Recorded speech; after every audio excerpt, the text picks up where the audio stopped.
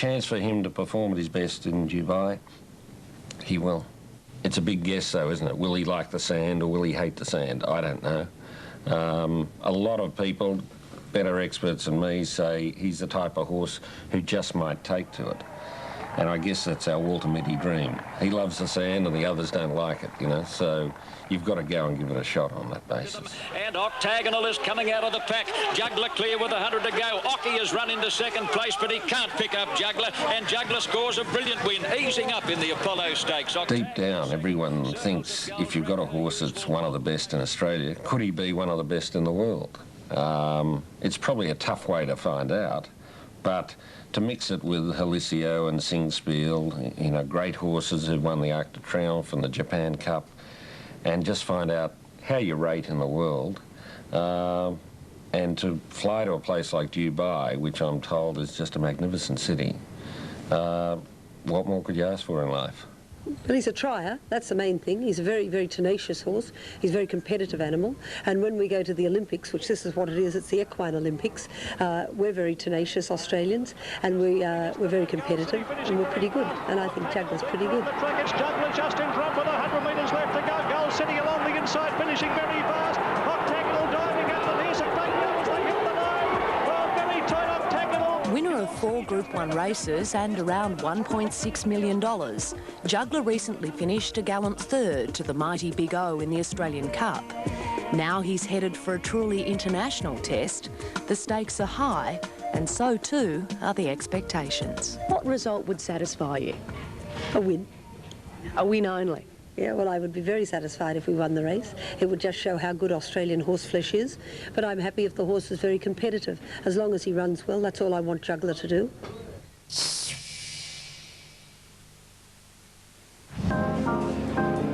Well, the hot favourite for the PJ Bell Handicap is the Melbourne filly, Lady Capel. Simon O'Donnell, you can tell us a bit about Lady Capel. What's the connection? Yeah, certainly can, Ken. She's been with me since she's been a yearling up at the farm, and we've done all the pre-training prep and all the spelling, and she's just a glorious filly to handle. She gets a little bit revvy on race day, as we're seeing there now. There's a little bit of sweat on the neck. Greg's had a good strike rate on her. She's only had 6 starts. She's won 3 of them, and G Hall's won a couple on her himself, so he'll know what he's doing out there today. Let me tell you, you've done a fine job with her. She looks well. She's showing a $2.80 on the tote. Let's just have a look at a couple of quick ones. Number 1, Dane Ripper, is into 370. She's got a lot of weight but hard to beat. Peachtree Road, $8.50. Stonyfell Road's firm. She's into $11. The other one we're interested in is number 5, Lady Capel, at $2.70 out to $2.80, and number 7, Crying, 7 out to $7.50. Harry Troy, quickly, anything you can tell us? Well, Ken, I really like the look of number 2, Peachtree Road. It looks very, very hard and fit, and might need a little bit of luck from barrier 10, but it's got the right bloke on board in Stephen King. Simon's fancy, Lady Capel, the favourite, looks very, very fit and just sweating up a touch, and Dane Ripper just parading now is about to be placed in. She looks very, very well, and the other run I thought that looked extremely well also was Crying. I've got him Peachtree Road from Crying and Lady Capel. Thanks, Harry. Yeah, well, Simon's certainly going for Lady Capel. I thought Stonyfell Road was value. Lady Capel for you, Simon? Yes, Ken. OK, Johnny Tapp's ready. We're all ready. They're about to jump. Here's the call. Righto, Ken. Yes, they are about to jump. Starter Bill Cooper has arrived at his stand and now climbs onto the rostrum to pick up the button. Off and running in the Jim Bell Handicap. Nice start, and one of the first out is Tipsy Feeling. Peachtree Road began well. Stonyfell Road is quickly scooting through in search of the lead. Going with her is Blue Beans and Lady Bureaucrat, and it's a keenly contested race for the early lead, with Blue Beans taking over now from Stonyfell Road, Lady Bureaucrat, and then Law of Logic between horses, followed by Lady Capel. Crying got into awful trouble. She lost ground sharply at that point. Dane Ripper's caught out pretty deep as they come to the 600 mark, and then Tipsy Feeling, followed by Flapper Jezebel, and back at the tail of the field now is Peachtree Road as they near the turn. Blue Beans the leader over Stonyfell Road, and Dane Ripper on the outside of Lady Bureaucrat. Law of Logic between horses, followed by Tipsy Feeling, and then Lady Capel, and Crying as well back after that early check. Coming over the rise now, and the leader Blue Beans from Stonyfell Road. Dane Ripper on the outside is going after them quickly, followed by Lady Bureaucrat and then Lady Capel. Past the 200, Dane Ripper took a narrow lead over Stonyfell Road. Blue Beans is gone. Law of Logic is battling on well. Dane Ripper's about a half in front and punched to the line by Darren Beedman. Dane Ripper draws away and does a big job under the top weight to beat Stonyfell Road. Law of Logic probably third, just in front of Blue Beans, and then Crying a good run. She struck bother early from Lady Bureaucrat, Lady Capel, Tipsy Feeling, Peachtree Road, Jezebel and Flapper back at the tail of the field. Okay, if you watch this replay, you'll see that Dane Ripper tries to lay in on Stonyfell Road over the last 150 metres, and it took all of Beedman's guile and his strength to keep her off the other filly. Now here they are, 2 out from the rails in the maroon colours is Stonyfell Road, and that's Dane Ripper. Look how she's trying to get in. Beedman's put the whip in his right hand to be careful of it, and he's been able to pull on the left rein and keep her off the other filly. Takes a master horseman to do that, particularly when the horse is burdened with 58 kilograms. And Dane Ripper goes on to pay $360 and $160. Here's the head on. Stonyfell Road in the maroon colours. Outside of her, Dane Ripper. Beedman this time, unusually for him, has the whip in his right hand. Over on the rails there is Blue Beans, just gone out of screen. And the winner, Dane Ripper. Second, Stonyfell Road. Third will be Law of Logic, just ahead of number 9, Blue Beans, and in 5th place was number 6, Lady Bureaucrat. Right, Blue Beans is passed by the first 2, Stonyfell Road. Dane Ripper, the winner, goes on with it. That's Law of Logic coming on into 3rd place in the green colours. Lady Bureaucrat is the one behind Blue Beans in the black and gold stripes. Here's another angle. We've seen it from all ways now. Blue Beans with a tartan cap is gone. Stonyfell Road, her stablemate, battles on well to run second. I wish she could have won, but Dane Ripper was too good. She was 3 wide. Things were against her, but she got the cash. Harry Troy, Darren Beedman sure in form. I bet he's smiling now. He certainly is, Ken, and as you said, the Darren Beedman and Shane Dye show keeps rolling on, and with another good win here in the PGL Plate, PJ Bell handicap by Dane Ripper. Good win, Darren. Yeah, it was great, Harry. You're the only bloke to come back and talk to. You're the bloke with the mic. Good on you, mate. We seem to be doing it fairly regularly. As I said, a good tough win under a weight. Darren, I guess the question on everyone's lips, can you make racing history here today by taking out the Derby and the Doncaster double? Well, I'm going to give it my best shot, H. You only get one chance to have as good an opportunity as this, and I'm going to make the most of it. Well, Darren, nobody could be riding with any more confidence than you are at the moment, and that's certainly going to stand you in good stead later in the day. Yes, riding good horses does help, and good fit horses, and just makes my job a lot easier. Good on you, mate. Well, good luck in the Derby and the Doncaster, and we'll go back now to Kenny Callanan. Yeah, thanks very much, Harry. There's Dane Ripper, class act. Top 2-year-old last season, had only had 1 run since a 6-month spell. Today was her 2nd up run. She's back in form. Another of the magnificent Danehill breed. They're hard to beat, Simon. Yeah, they certainly are, and so is Bart Cummings. Now we see Dane Ripper $360 and $1.60 the win. Stonyfell Road ran 2nd at $2.70, and Law of Logic 3rd at $7.10. Yeah, that's the numbers 1, 3 and 11 on race 4. And as Dane Ripper comes back to scale, we'll take another break from Royal Randwick on the wide world of sports.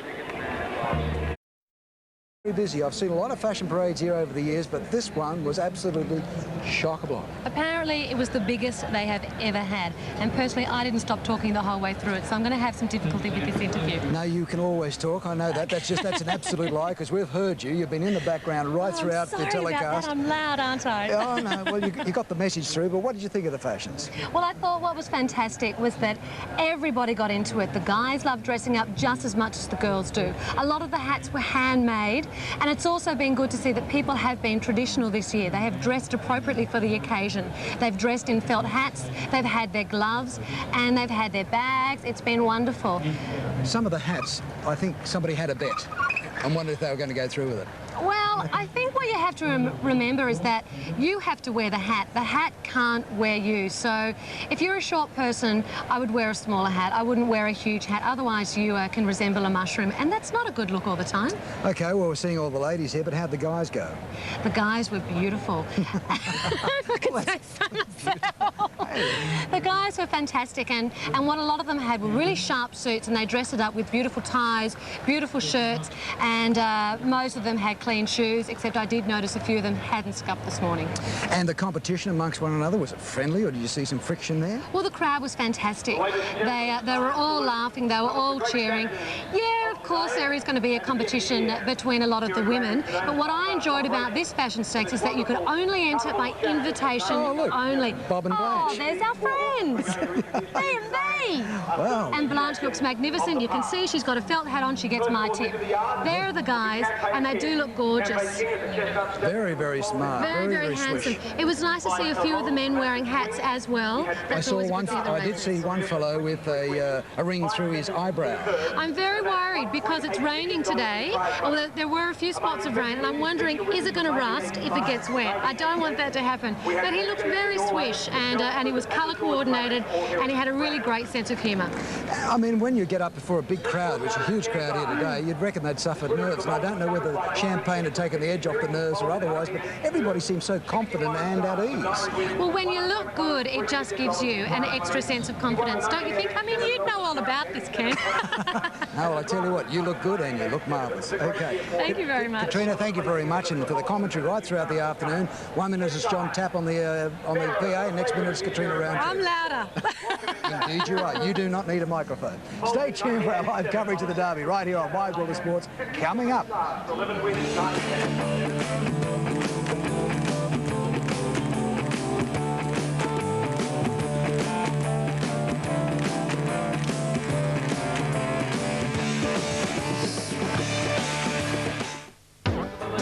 Dickman is squeezing through on Naturalism. Zaminations there with Heroicity, and here comes Viander Cross. Viander Cross down the outside is motoring home. Naturalism the leader. Viander Cross inch by inch is wearing him down. Naturalism still in front. He ran out near the line, but Naturalism wins at a half length of Viander Cross in a bumping finish.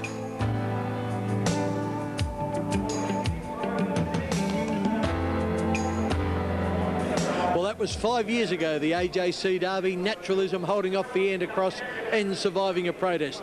Well, 5 years ago, but Viander Cross is still racing. As an 8-year-old, he goes around today in the Easter Cup at Caulfield. Sadly, bookies have got him, or the TAB has him paying at $21, and bookies have him even longer. Gee whiz, I'd love him to run well. Number 2, Waterford Road in the Easter Cup at Caulfield is at $5. Number 3, True Identity at $11. French Resort at $7. Video Fan $12. Mushtaq at $9. Cricketer Mushtaq Mohammed. Simon might be tipping him. Red Nile at $9.50. Royal Line at $6.50. Bluestone at $11. Courtly Quam at $15.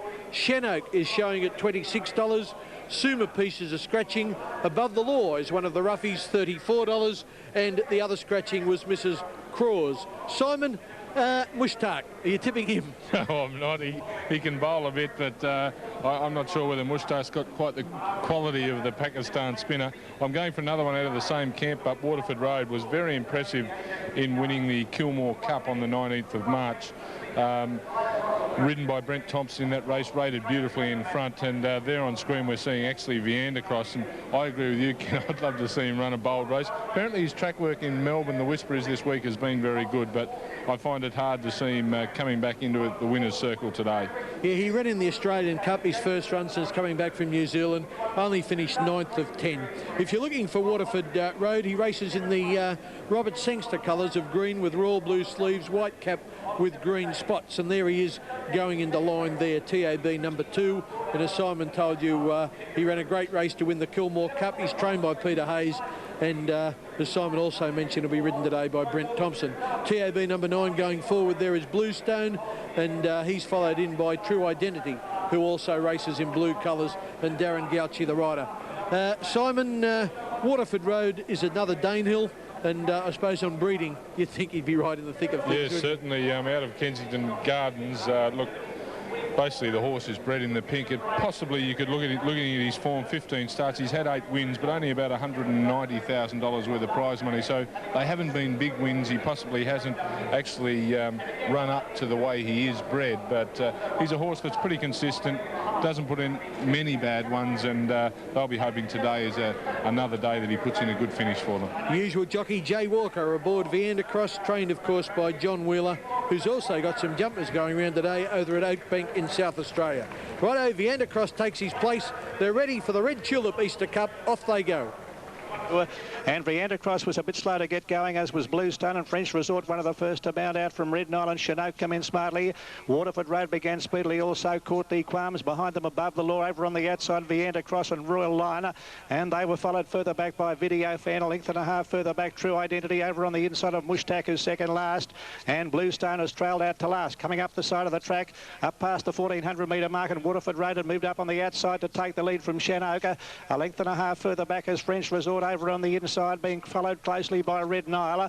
Close in behind them above the law, back along the inside to Video Fan, followed by Royal Liner. Courtly Qualms is going around them next, followed by Viander Cross. A length and a half further back as Mushtaq, followed by True Identity, and Bluestone was back at the tail of the field. They're over the hill now to the railway side. They race, and the leader Waterford Road, half a length to Courtly Qualms, moving up quickly. A length and a half further back then is Chinook, nicely positioned, followed by Red Nile, and Viander Cross is going around them very quickly, followed further back in the field then.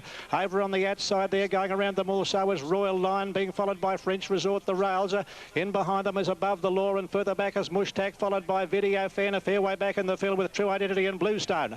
800 metres left to go in the cup now, and over on the inside, Waterford Road leads a half length in advance here. Viander Cross has made a very fast move up on the outside, and they were followed by Chinook in behind them, then moving forward Above the Law, Red Nile, and Courtly Qualms of course up in the leading bunch as they come near to the home turn with about 500 metres left to go. Waterford Road doing it well from Courtly Qualms, 3 off the rails. Viander Cross running a big race, and round the outside comes Royal Line into the picture, being followed by Chinook, and further back is Red Nile as they straighten over. Waterford Road is clear at the top of the straight. Royal Line coming down the outside, followed by Courtly Qualms.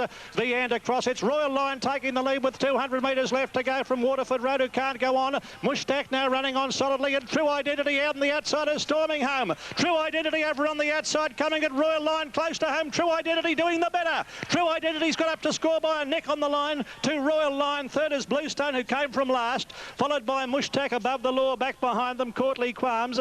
Waterford Road weakened out of it, followed by Red Nile, Video Fan, Chinook, and back behind them French Resort, and the last home is Viander Cross.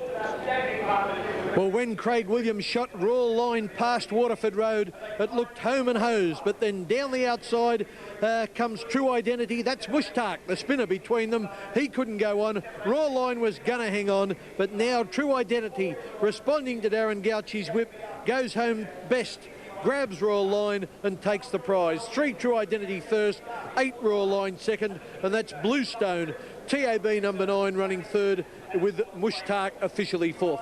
There's the winner, True Identity, of race 5 at Caulfield, as we take another break on today's edition of the Wide World of Sports.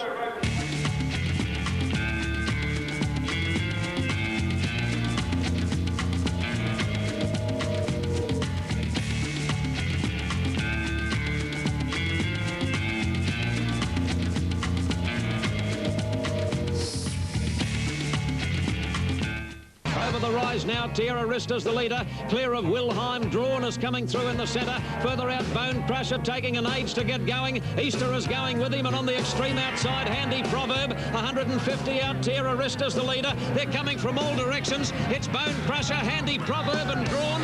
Bone Crusher put his head in front. He's got a great big heart. Bone Crusher, he'll win the Derby. Bone Crusher, too good. Oh dear, it seems like yesterday. 1986 Bone Crusher there. The Red Tulip Easter Cup race 5 from Caulfield. There are the divs. 3 paid $8.50 and $2.50. Number 8, $2.50. Number 9, Bluestone, $2.70. Quinella, $35.90. Trifecta, $635.50. They were your Victorian dividends, and right now here is Ken Callender. Yeah, thanks very much, Kenny. Well, one of the best judges in Sydney, and a man who certainly puts his money where his mouth is, let me get that right, is Leviathan Rails fielder Colin Tidy. Michael Maher caught up with him a short time ago. I suppose the big question is, in the Derby of 97, can the filly beat the Colts? I think a lot of punters think it will. I'm sure it'll start favourite. and I'm sure they'll just keep on backing the two favourites. Intergaze, the what appears to be the best colt, and Denendri. I think Denendri will only be a 6-4 chance or so.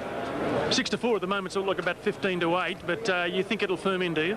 I really believe it will. There's that many inquiries for it, even though we haven't started betting on it. I'm sure it's the popular choice with the punters, particularly with Darren Beeman on board. He's already ridden 2.5 winners.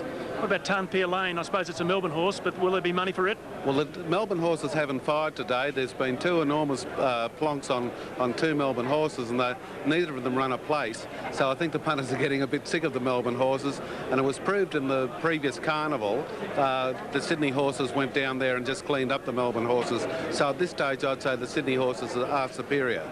So basically, you don't want Denendri to win the race? Not at this stage, and I doubt if I will when they cross the line. OK, Colin Tidy talking with Michael Maher. Let's have a look at the early tote prices on the AJC Derby. And Colin was right, Denendri is a hot favourite. From the top, TAB number 1, Intergaze, the lead to the second favourite, the leader of the Colts at $3.90. Tarnpier Lane, I'm a bit keen on him, I've got my money on him, $8.50. Simon likes Ebony Grove, he's out to $9. Flak Jacket at $17. Heroes Return the same price. Captain Moonlight $11. Might and Power, gee, that seems fair odds. Second in the Canterbury Guineas, $51. Star Covet, $61. Don Tristram is at 100 to 1 or $101. Emerald Cut, $31. Torbolino, $41. Turn Me Loose, another 100 to 1 chance. Grand Master, $34. One of the Bart Cummings team. He's a Dane, $81. Gwingana, 200 to 1. And Denendri, a hot favourite at $2.80 on the TAB. Simon's tip is Ebony Grove. He's trained by Graham Rogerson, who also has Heroes Return in the race. Michael Maher is with Graham Rogerson. Graham Rogerson, the Kiwis do have a presence in this year's Derby, and you've got your presence with Heroes Return. It was a fantastic run last week, wasn't it, in the Tulloch? Yeah, you couldn't wish for any more, you know. He's been up a while, the horse, but he can go 1.5 miles, so that'll be in his favour today. He can stay. Has he taken to this way of going? He races this way of going at home. He's only raced once, I think, out of 17 starts the other way round. So tell us about the horse. Tell us about his qualities. Well, you know, he's a good handy horse. He won one of the Guineas. He ran second in the Derby. He raced against the older horses at Group 1. He didn't handle a heavy track. He started before he came over to Australia. You know, he's in the race with a very good chance. I suppose it's a matter, Graham, of do the Kiwis measure up to the Aussies? I mean, that second in the New Zealand Derby to Great Command. How does that measure up, do you think? Because Great Command came over here, but unfortunately its preparation was cut short. I suppose today will tell, but I think he'll more than measure up. You know, Captain Moonlight, he ran third in the Derby. He's a chance today in the Derby. So you're quietly confident, aren't you? Oh, well, I think there's 5 or 6 chances, and both my horses are chances. All right. Good luck anyway, Graham. Thank you. Thanks. OK, that was Graham Rogerson telling Michael Maher the secrets of his string. Right, TAB number 1 is Intergaze. Second favourite, Simon. He does look well. Yeah, he certainly does look well. Possibly a query at the distance. Didn't quite run out the Guineas distance of 2,000 metres. We're going to see how he goes today over 2,400. Another horse who's trained in the minute is TAB number 2, Tarnpier Lane. Greg Childs is riding him. Yeah, certainly a guy who can judge some good speed and rides well over the distances. Tarnpier Lane looks fantastic in the yard. You can see him there. It looks absolutely spot on. Well, Simon, we move along to number 3, Ebony Grove, and you've got a fancy for him, Shane Dye, the jockey. Yeah, certainly have. I'm going to forgive him for his last run at Rose Hill in the Mercedes against the older horses at Group 1 level, and his lead up before that I think has been okay to be running this sort of distance. So I think he's hard, he's fit, he'll run a good race. OK, number 4 is Flak Jacket. Flak Jacket is trained by Anthony Cummings. John Marshall is the jockey. He'd been down to Melbourne twice this preparation, Flak Jacket, and went down in November and then was down again in early March, the 15th of March. A travelled horse, a seasoned horse. I'd probably question him at the distance. Number 5 is Heroes Return, the one Graham Rogerson trains. Grant Cooksley, the rider. In New Zealand form, I've been putting a query on, but with Heroes Return and also number 6, Captain Moonlight, Graham Rogerson's pretty confident with this horse, likes his New Zealand form. You've got to give him a great chance. Captain Moonlight's next along, a colt by Grosvenor, Stephen King, the jockey. Yes, Johnny Maher trains him down at Flemington. Look, a Grosvenor horse, he's definitely going to run the distance, and you've got to give him a great chance. His form in New Zealand is excellent. He's been brought over here with this racing as his main mission. got to be in the finish. I think TAB number 7, Might and Power, is the best of the roughies. Like Octagonal, he's the son of Zabeel. Brian York's the jockey, Jack Tenham the trainer. Yeah, I'm not the man to argue with you, Ken, when Jack Tenham's the man that's guiding these horses and Brian York as the jockey. Barrier 10 might need a little bit of luck, but by gee, the horse will be fit and ready to run a big race. Let's move along to number 8, Star Covet, one of the roughies. Robert Johnson trains him at Hawkesbury. Rodney Quinn, the jockey. Yes, Rodney Quinn, Robert Johnson. Star Covet's probably going to need a little improvement to win this race, but the race run in the Guineas wasn't far, 3.8 lengths behind Tartan Per Lane. That's the sort of improvement he's going to have to make to be in the finish here today. The chestnut is number 9, Don Tristram. Jeff Allendorf rides him for Bob Law. Yes, this lead-up form I don't think is overly flash, and Don Tristram would have to improve an enormous amount to go anywhere near being in the top 3. Emerald Cut, Gay Waterhouse tipped us Emerald Cut earlier. It's her horse, Emerald Cut. Greg Hall is the jockey. Yeah, there's wraps on this horse, particularly from Gay and from Greg and some of the owners. So they're expecting a big showing from this City Dancer colt. Look, the lead-in form's been okay without being spectacular. We move along to number 11, one of the roughies, Torbolino, Justin Sheehan. From the Bill Mitchell stable at Randwick, so he's on his home track. Again, his form leading in hasn't been overly good, although it was a good run behind Hero's Return at Rose Hill a couple of weeks ago, so maybe an outside chance. We move along to another Bart Cummings runner, Turn Me Loose. Chris Muntz is the rider. Yeah, Bart Cummings is the name I like here. I'm not going to put any of his horses out with not having a chance, but you'd have to see some significant improvement. It ran last in the Tulloch Stakes. Okay, that was number 12. We go along now to number 13, Grand Master, Larry Cassidy. I don't think he's good enough, Simon, although he ran on in the Rose Hill Guineas. Yeah, certainly did run on, but 5.1 lengths behind Tarn Per Lane. That's a fair bit of ground against these quality horses. He's going to have to improve a lot on that. Let's pick up number 14, He's a Dane. Kevin Moses, the jockey, knocked down in the Rose Hill Guineas, but this is a bit rich. Yes, Bill Mitchell, this is his second runner in this race, and I agree with you, Ken. It might be a bit tough for him today. Gwyn Garner, number 15, 200 to 1 chance, enough said. Yes, thank you very much. And number 16 is the Hot Pot, Denendri. Darren Beedman's a jockey for Bart Cummings, the only filly in the race, and she's a clear-cut favourite at $3 now on the TAB. Yeah, always liked this filly ever since she raced as a 2-year-old, and again, Bart Cummings out of that camp. They can stay all day when the master gets hold of them in staying races, so I'm going to give her obviously a great opportunity, a great chance of winning this race. Okay, that's the field for the AJC Derby. Post time in just under 10 minutes. We'll take this opportune time for a break on the wide world of sport.